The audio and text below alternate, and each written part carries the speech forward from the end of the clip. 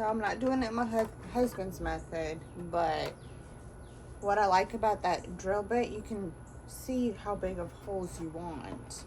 You go as deep and as far, up to the maximum size.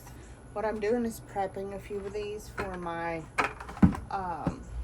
cantaloupe that I'm gonna be growing on my trellis and getting rid of some of the spring crop and letting them grow.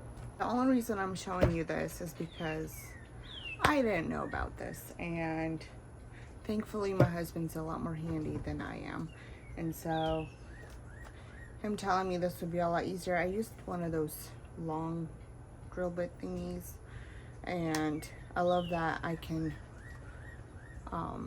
control the, I guess, how big the hole is for the drainage for these containers. So anyways, this is my go-to. And what's nice, you don't have to press so hard. Just kind of the pressure and it drilling goes through really easy. I really like them. This is a 4x8. I'll be making a video on it soon.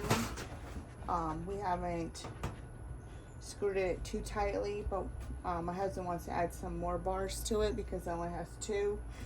Other than that, I'll make a video on that. Okay, so I wanted to show you on this drill, people who aren't familiar with it, I'm using, what size does it go up to? 7/8 hole size. So what's nice is you can make a tiny hole this big. I like to go as big as possible on these containers just because you make sure you have enough drainage. And I like how these are lifted a little bit, which is pretty cool. I didn't notice that when I bought them, but hey, I'm all for it. You can create as much space as you want.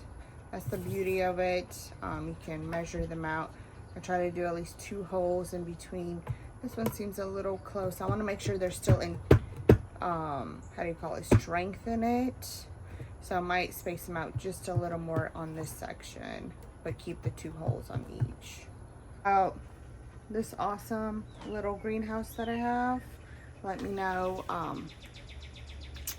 But it was like only $30, and it works perfect for, you know, for me that is a part-time gardener and something that I do enjoy doing. But I'm excited because a lot of my stuff in my garden are starting to kind of die out, all the spring items, and I'm gonna replant with some bush beans and stuff like that. So these beds are coming in handy soon.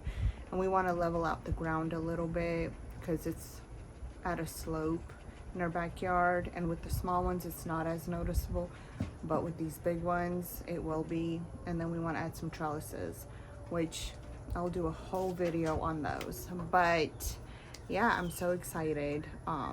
Stay tuned for future videos, and then I'll show you the planting of my cantaloupe and where I'm doing it, because I'm thinking about getting rid of my scarlet beans that are growing, just because the amount of sun that's coming in, they're getting scorching hot.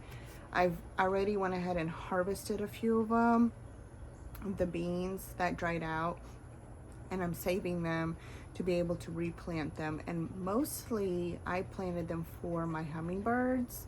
So yeah, my feeders are clean. I'm ready for the hummingbirds. I'm sure there's quite a few around already. I'm still new to the hummingbird game. So anyway, stay tuned, ask questions. I'm gonna ask a lot of questions. I'm a pray and plant. I'm exploring a lot of different varieties, things that we might enjoy. The succession planting is something I need to learn because my squash and my zucchini plants are practically done, and I'm gonna plant more once we get these beds in.